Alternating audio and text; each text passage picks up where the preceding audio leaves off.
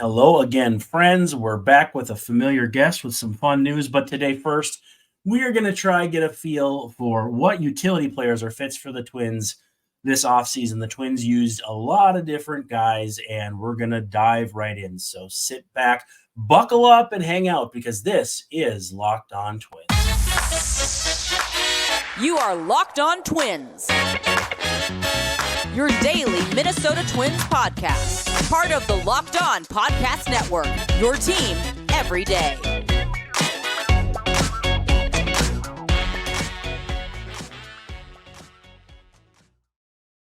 Hello again, and welcome back to Locked On Twins. I'm your host, Brandon Warren, and you can unfollow me on Twitter at Brandon_WARNE. And while you are there, make sure to follow our new co-host, Mr. Dave Brown. Answer Dave Brown. We'll get to him in just 1 second, but thanks everyone for making Locked On Twins your first listen every day.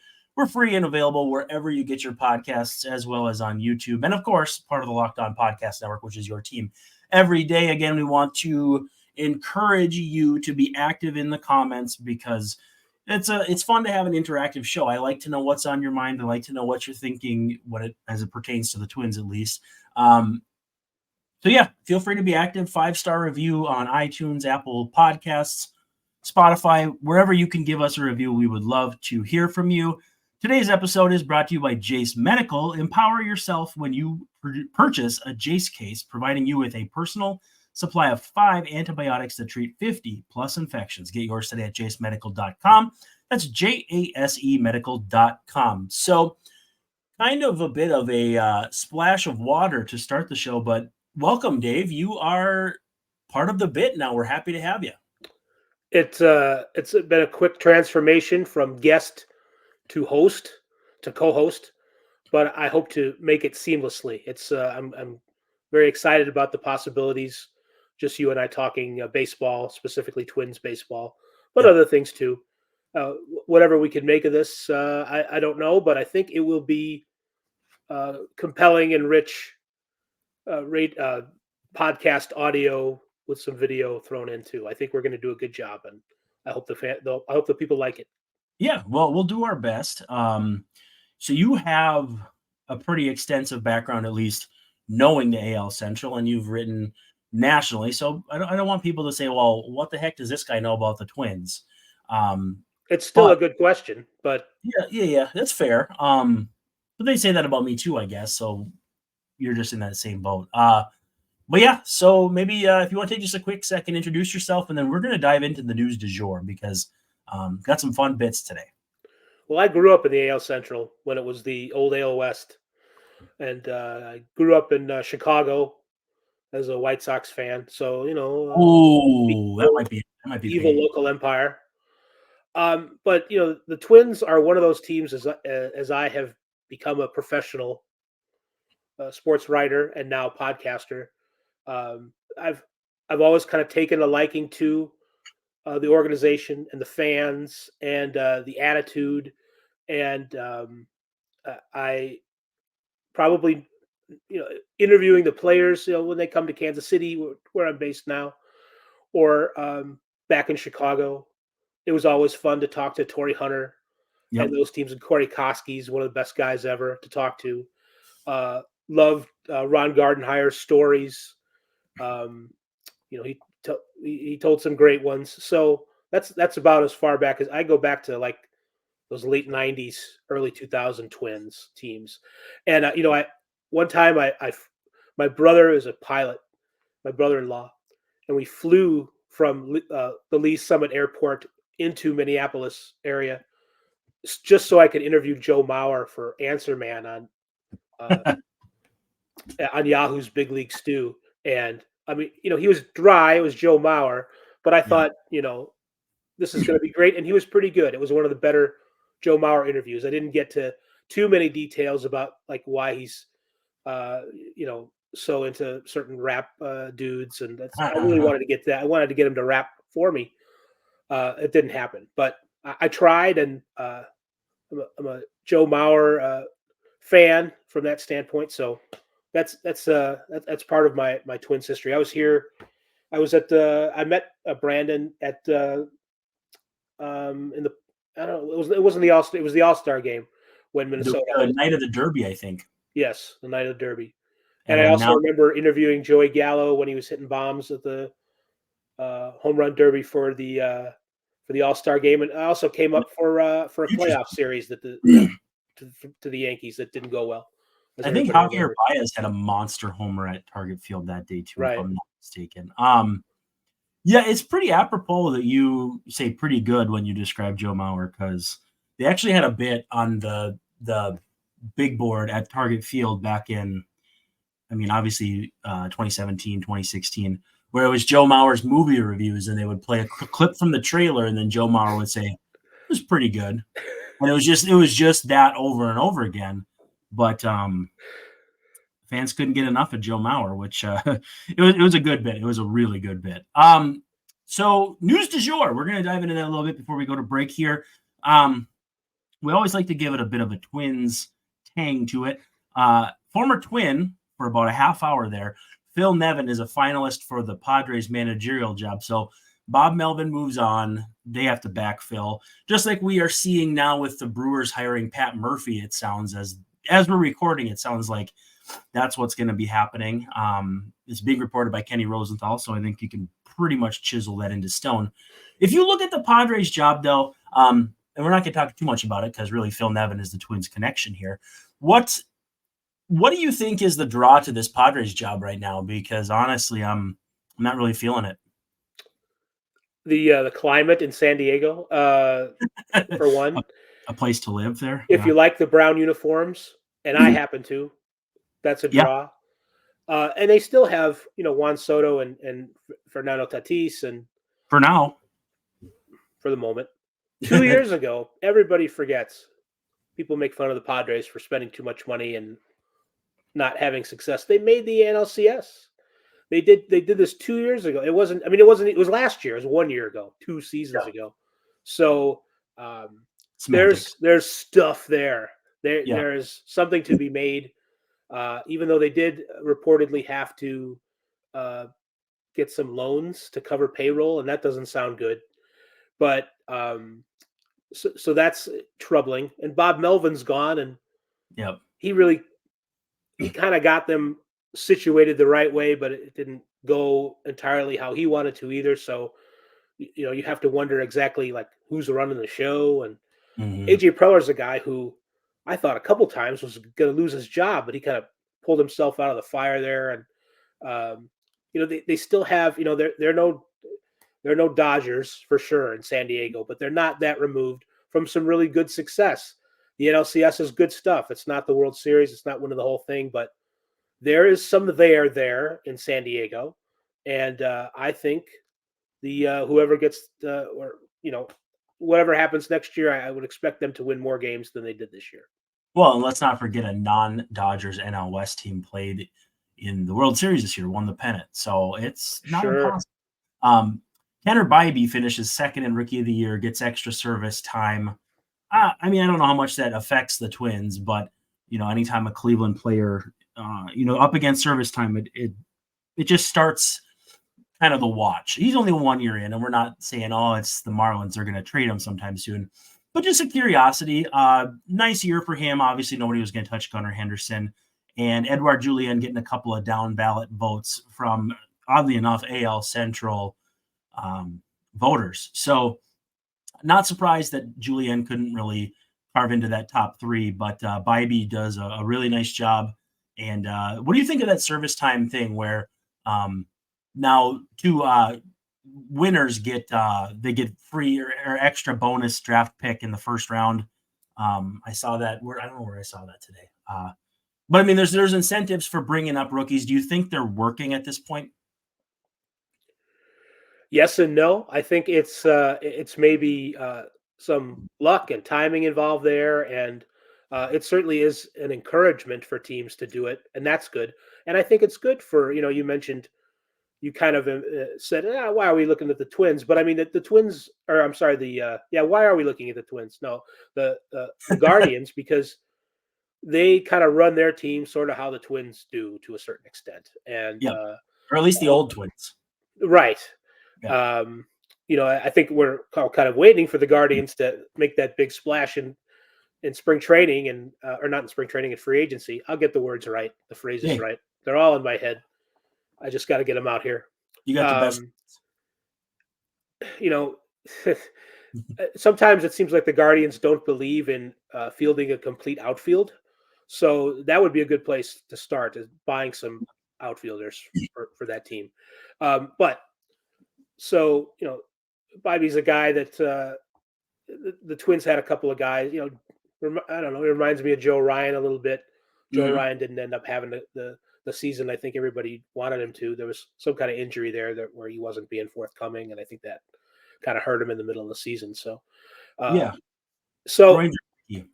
exactly. Don't chop that. Don't cut that part out of the show where I say groins are tricky, but it is true. Couple more quick ones. James Rowson named hitting coach for the Yankees, reunited with Aaron Judge, who he had as a prospect. I love J-Row, Twins hitting coach in 2019 when they were setting all kinds of records. Big help for Eddie Rosario was one that I recall. But one of my favorite stories about him is when I was writing for zone coverage, I was looking up as much like obscure information. And Tom Kochman, who I believe is a legendary manager, minor league guy. Like Casey Kochman's dad? Casey Kochman's father. Called him Black Lightning. And so it was like, I'm going to have to get to the bottom of this because it was in a book. I can't tell if that's rude to call somebody that. I suppose if you're friends, it's probably not. Right. But, that's going to stick with me forever that they called him Black Lightning. But J-Row, former Twins hitting coach, I'm interested to see what he does with the Yankees, just hopefully not too well because he's a dang good dude. Black Lightning's a good wrestling name as well. Yeah. So if he a Marvel personality, maybe. Yep. It's the Yankees ended up last season with Sean Casey as their hitting coach, and he had one idea about how to do things, and it didn't really mesh with what they were teaching the youngsters in the minor leagues, and that was kind of a funny, not haha at all, revelation about how the Yankees are being run right now, and they're not really making the most of their resources, I don't think. But no. I agree, this is a good move. I guess unfortunately, I think the Yankees will be better because of this. I think they hired the guy. I think there's only a few guys maybe that were right for it, and they hired a good one. So with those Twins bona fides, so I think it's going to be a good move for them. Last and certainly not least, Torrey Hunter not on the coaching staff for the Angels, as was potentially or previously reported as possible. Maybe not Clint Hurdle either. There was some report that he was going to join the staff. I'm hearing just through various channels that's not a done deal either. He might have a shot at it, but it's not as finalized as people may have been led to believe. But I don't know. I don't really know about Torrey coaching for the Angels anyway. Like I know he spent a big portion of his career, his well-known years there. But to me, I don't know. I mean, I just think, I think he's a special assistant for the Twins, or he's still connected to the Twins, and I just don't see that changing anytime soon. He seems like the kind of guy who certainly could coach, but it's going to have to be the right situation, right timing, enough time away from the game to make him probably willing to deal with the BS that comes with being a coach and the unfun parts of it, getting the guys to listen to you and not just going, hey, it's Torrey Hunter here, and you have to be willing to be receptive to the information. So you got to have the right guys to be coach for. And I think if he wants it someday, it's going to be there for him. And, no need to force it right now. I think about, it is not a great comparison, but I think about what Deion Sanders is doing in Colorado. Torrey is I think a much nicer guy than Deion Sanders, but there's that bubbly personality, kind of a larger than life sort of thing. In the right situation, I think he could be very good at any kind of coaching that he wanted to be. I want to come back to that after we talk about our friends over at Jase Medical. So we'll do that quick here, and then one more quick point on Torrey Hunter. But first, we spend a lot of time on this show talking to the audience, us and them, We get fired up together about wins, losses, who starts, who sits, who pinch hits, who pitches out of the bullpen, all that fun stuff. And we're thankful for that connection we have. But today we want our chat to be a little more personal. I just learned that you can get a 1-year supply of ED medications, which means on Jase Medical, you can bring it on extended travel, next natural disaster, or supply chain issue. You are covered. You don't have to worry about whether or not you can refill, easy for me to say, your generics for Cialis, Viagra, or Revasio. So this is possible because of our friends at Jase Medical. So go online right now at jasemedical.com to receive, easy for me to say again, your 12-month supply on your daily medication. Remember to use the promo code LOCKEDON, all one word, at checkout for a discount as well. A verified customer had this to say about Jase. I am thankful for this service. Supply chain issues have caused me to cut pills in half just so I have them. I ordered most of my daily meds with a year's supply. I also ordered an antibiotic kit, and I feel secure now. Prices are lower than local pharmacies, and I highly recommend this from everyone. So if you or someone you love would get peace of mind by having a year's supply of any daily medication, go to jasemedical.com to see if it's offered for you. Remember, use that promo code LOCKEDON for $20 off your purchase, and it's JASE medical.com. Make sure you go check that out, jasemedical.com. All right, we're headed into the bullpen here, and Dave, I wanted to ask you, so I'm thinking about Torrey Hunter as a coach, and I think about how much money he's made playing baseball. You look at Carlos Beltran, who managed the Mets, kind of, who made a ton of money, like $200 million playing baseball, and Torrey's over 100. Do you ever wonder, like, does Torrey Hunter really need that stress, that whatever? I mean, he's got grandkids now because he had kids as a fairly young man, or he's of that age. He's got kids who are grown adults. Torrey Hunter Jr. drafted a few years ago, et cetera, et cetera. I do wonder if that's not a driving force with why we don't see so many established players become coaches later on. Yeah, I think this would make a good story. Someone should write about sort of the changing landscape of coaches because of the life-altering money that lots of players get. You know, usually we're talking about superstars, the great players of the era. But certainly, there's I kind of alluded to it before. You don't need the headache, the downside of coaching. There's got to be something in your competitive nature that you can't really get another way that will drive it. I could see that being the case with Torrey. I could see that. Absolutely. So that's what it's going to be. He's. I didn't look up like how much money he's made, but it's a lot, and probably doesn't need it for a job to get through the winter or even to achieve some kind of lifestyle that he's used to. I think he's fine. But I know that, that's one thing that the good money that the players deserve has kind of taken away. It's kind of chipped away at the base for coaches and, certain guys and even, for TV and things like that. So it's definitely part of the thought process if you're a player like Torrey Hunter. So today we're here to talk about utility players. And the reason why, you look at this organization and this 40-man roster and you think to yourself, well, they're in pretty good shape internally. If Nick Gordon's healthy, he wasn't last year, that's an option. Willie Castro had a really nice year. He's an option. How many more utility guys do you need? Well, Kyle Farmer played a fairly significant role for the Twins this year, and Donovan Solano was third on the team in plate appearances, which I think for a guy who signs for $2 million, basically right up against the whistle for the offseason, is surprising. Now, I think they're going to non-tender Kyle Farmer. He's due like $6 million, final year of arbitration eligibility. And Solano is a free agent. I don't know what the interest level is in bringing him back. I assume it's probably, hey, we'll see what happens. He's going to want to make more money, and the Twins aren't going to want to pay it. But in-house, is a Nick Gordon, Willie Castro utility with, Junior Severino, maybe that's enough? To me, though, I still think you need at least one guy. It's a little dangerous. I mean, in theory, yeah, it's enough. That's, if Nick Gordon is right and bounces back and is healthy, and if lots of other things go well, the Twins definitely do have some intriguing depth. Solano last year, it's not how they wanted to do it, but you mentioned he's third in the team in plate appearances. I think you said he was Mhm. first on the team in innings played at first base. So I mean, Yeah. he was the guy who played first base more than anybody else last year and did pretty Which is well. surprising because he's not prototypical first baseman Right. whatsoever.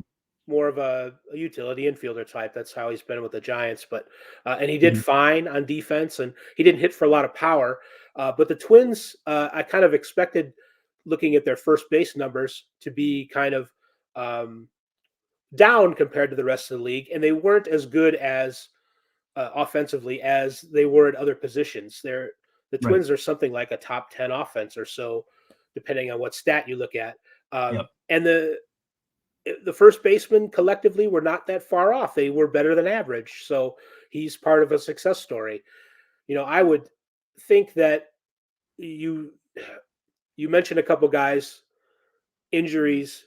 You Mhm. got to worry about third base with Royce Lewis. You got to worry about Carlos Correa missing 30 games, hopefully no more than that, just for maintenance if Yep. nothing serious happens. And first base, Kirilloff is we're going to see. They got good news on him the other day as far as his shoulder surgery, but we need to see a full season of Alex Kirilloff healthy before we can say, well, we can count on that.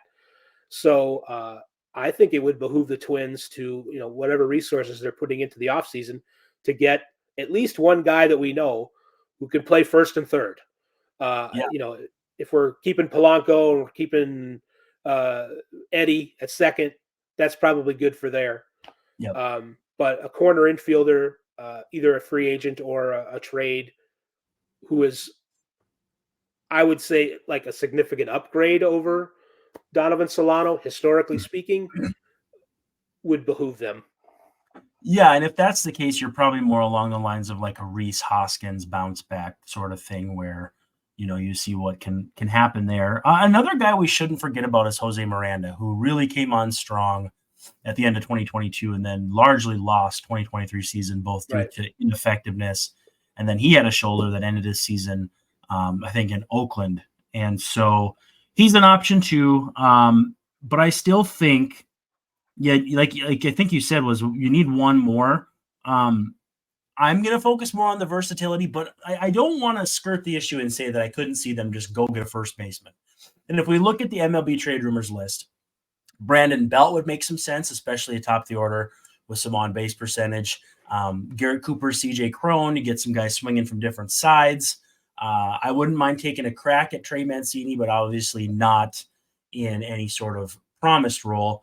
And then the interesting one, too, to me is Joey Votto, which, again, I don't want to see him play anywhere other than Cincinnati. But if he wants to play and they don't want him there, what else are you going to do? I do think he ends up in Toronto if he goes anywhere. But there are some names there. I don't want to talk about first baseman, though. I do want to talk about utility guys.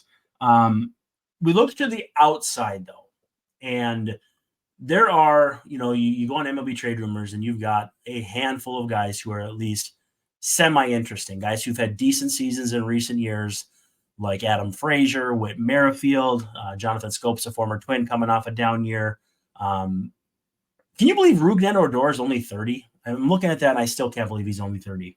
Yeah, it is hard to believe, but also that was a guy who we heard about in his teens and was up when he was 20 or something. So Well, wait, there might have been his brother that you were hearing about.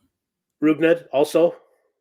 Rougned and then Rougned and then Rougned. It was like Newhart, it's my Larry, my brother Daryl, and my other brother Daryl. Right. Kind of a similar vibe.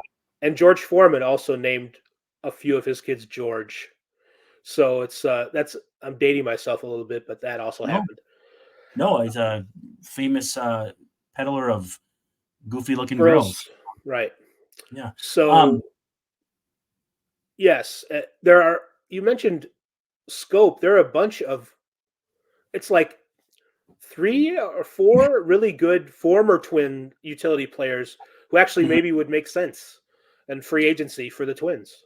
Well, and utility is kind of like whatever you make it. Gio Urshela, if you wanted to bring him in to play third and move around, obviously broke his pelvis, so we don't know where he's at health-wise. Right. But Eduardo Escobar, another option there.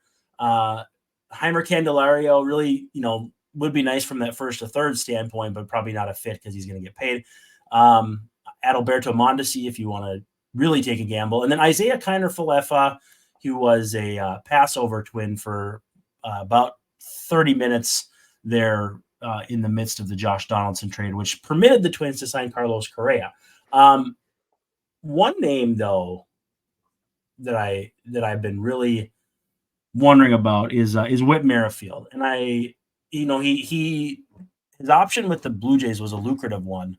I don't think he's going to make that kind of money, but I think he's still hoping for that last multi-year deal. Haven't really seen the Twins hand those out to utility guys, so I'm not sure. But I could see him being in the mix. Of the guys, though, that I mentioned, the Eduardo Escobars and that, is there anybody who stands out to you? You really don't need somebody who can handle short if you've got Correa, Polanco, Royce Lewis, Willie Castro, and Nick Gordon on your roster. Right. I mean, you really don't need somebody who can play short. I like my utility infielders to play short, my utility outfielders to play center, but you can always paper over that based on the rest of your roster. So you're not really married to any specific position, which I think puts the Twins in a good spot if they do what they do and wait into the offseason to sign somebody like this. You mentioned what the Blue Jays are going to do with Votto, and that if they go that way, that would seem to free up Belt to leave. Belt can't play third. You maybe could put him in the outfield. I don't know how much you want to do that. Yeah. And I love Brandon Belt. He'd be great in the lineup. He seems a little too much like Kirilloff. Mm-hmm. You kind of want, Escobar was really good and typically is against left-handed pitching, which is where Kirilloff struggles. I think he's the guy I think that people could get behind emotionally. Obviously, people remember him fondly, and I think he had a terrible year last year. But if we're looking for players like that, he makes a lot of sense. Maybe even more so than Urshela, because you mentioned we'll see where he is with his pelvis coming back from that pelvis injury. So, I think Escobar makes a lot of sense, maybe more sense than anybody else that we've talked about so far. But then again, why was he so bad last year? I'm not sure. That they would have to answer that question and have some more legwork done on him. Well, he's of an age where that just happens. It does. What would you think about post hype look at Nick Senzel? Obviously seems to be on the outs with the Reds. Didn't he have? I think he had vertigo a few years ago, and he's been through the ringer. Yes. Big expectations. I don't think he's ever posted an OPS plus over 100. If he has, it was in a very minimal sample size. No, 87 in his rookie year is as high as it ever got.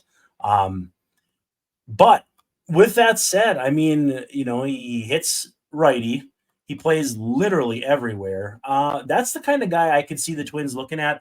They've already made this kind of trade with the Reds in the first place to get Kyle Farmer. I could see it. I could see it happening. I think it could make some sense. And the one thing I think we know with this front office is that we know nothing. We don't expect a Donovan Solano. We don't expect a Kyle Farmer. And boom, they just kind of appear out of nowhere. Right. I've always liked Nick Senzel. I mean, I think he's a versatile player. You can put him in the corners, infield or outfield. And he hasn't had a full season where he had typical league average numbers, but he's gotten hot before where he'll put together a few months that are like that. Put him in a new situation with a fresh start. Not that he's like in a bad place mentally, but if he gets a new place to go, maybe he can get a little bit closer to that potential that we kind of all see from him in bits. I think that would be a fun ad. A team to look at. It isn't a sexy solution, but Ramon Urias from Baltimore, you would have to trade for him. But the Orioles have so much coming up for the minor leagues that you can see where that they don't seem to be willing to trade, that you could see where, a guy like that would become available. And, it's really solid baseball family. they've his brother's a good player as well, and I think that's a guy that you could put at third base, first base, not terribly sexy, but sort of like Solano, younger than him, gets the job done. Could put in the middle infield in a pinch too. So while you're that's talking about Orioles, what about Jorge Mateo? Plays center and short. Obviously, I think he's way more shortstop than center. Yeah, only 4 games in center, but he's listed as having played center, which is an option. Twins are going to need an option out in center. Just another guy I could think of. Team speed is something that they got better with as the season went on. They went from stealing their first stolen base was super late into the year, and then Willie Castro ends up stealing 30 bags. Just another guy I could see them being interested in, coming off a down year, 70 OPS plus, but can play a little bit all over and speed. I just another guy I could see. He kind of reminds me of a Jonathan VR type, where guys who can bounce around, play a little bit everywhere, but maybe don't always find homes for particularly long. And so we'll see. I don't know. I think that, I want to ask you this. Do you think I'm fixating too much on the idea that the Twins need to add a utility player? I don't know. I think not necessarily, for all the reasons we said before about how there's so much uncertainty with even some of the team's best players. How much they're going to be able to get on the field. You have to prepare as if you want to. You don't want your season to get away from you because you didn't. I think you're focusing on some of the exact same things that the front office is. I think you don't know how much you're going to have Correa or Royce Lewis. You think you're going to have them. You hope you're going to be optimistic about it, but you never know, and you don't want some schlub out there who's not very good. I mean, I think you're we look at the term utility player, we think a guy who isn't going to play very much. I mean, not necessarily. Like you said, Donovan Solano, top 3 or 4 on the team in plate appearances, played more first base than anybody else on the team. So we're talking about a guy who, if things don't go 100% right, could get a lot of playing time. So I don't think you can focus enough on players like that, frankly. Yeah, and I think if you told somebody at the beginning of the year that Donovan Solano would make the 3 unassisted putout for the end of the team's first playoff win in almost 2 decades, I think you'd shock a lot of people. Last thing I got for you, would you suspect, though, that they probably won't donate or dedicate a ton of time or resources to this pursuit right away? Now, with that said, sometimes I think fans get a little too uptight about, wow, you went and got a utility guy when you really need a starting pitcher to replace Sonny Gray, and the offseason is not linear. We can't lose sight of that. Right. But to you, does this seem like a big priority, a medium priority, a small priority, somewhere in between those? Medium for sure. Settling the pitching staff is obviously going to be, they're going to devote more money and thinking to that. But I'm sure that they're going to have conversations about this. It's an important deal. I mean, I don't know if they're in on someone like Rhys Hoskins, because I think Kirilloff has shown enough that when he's healthy, that's a guy you can put. For his defensive first base was whatever, but that's a guy who can put some good hitting stretches together. So you don't necessarily go out there looking to replace him, but you want to get a guy who is almost as good for half the time.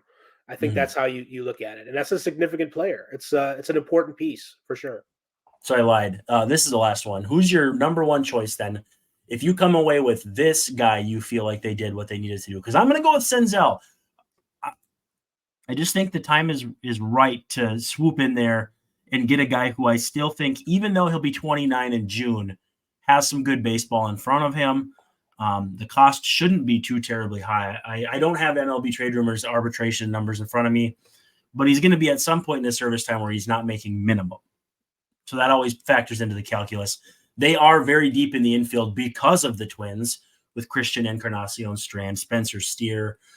None of these guys who can actually pick up a ground ball, but not my problem. But Matt McLean, finishing in the top of the NL Rookie of the Year voting, top 5. I could see it happening. So Senzel is my go get my guy. Who is it for you? Well, he's the most fun person I think that we've talked about. It depends because there's, as we've sort of we've done little mini profiles on these guys. There's a lot of information we don't know. Yeah. What the deal happened, what the heck happened with Eduardo Escobar last year, where players are with their huge injuries coming up. There's a lot that we don't know. So if everybody's healthy, I'd love them to go get Escobar. It sounds love it like a fan's dream. He's a great personality. I hope he's got something left. He's 34, so it sometimes the switch does go off at that age. But I think it would energize him a little bit to come back to Minnesota. He obviously enjoyed himself here when it was, and I think he's got the right kind of skills to play third or first, hit left-handed pitching. That's what you want. So if he's good to go, that's my guy. I love it. And for vibes purposes, you couldn't do any better. Absolutely. Again, that's Dave Brown. He is my new co-pilot for Locked On Twins. You should follow him on Twitter at Answer Dave Brown, especially because his old account got clapped, and we're trying to get some followers back on his. Yeah, really. Don't look at my follower count. It's not good. No, it's bad. Jesus though, he only had handful of followers too. So I keep going back to that. You know what? If it was good enough for him, it's good enough for me. But I don't know if you want to put that kind of pressure on me, but because the advice isn't going to be that good or entertainment. But thanks anyway. We'll do our best. So with that said, though, that's a wrap for our first actual official buddy cop film of us doing this program. So for Dave Brown, this is Brandon Warren signing off and saying we will see you later. Thanks for hanging out on Locked On Twins.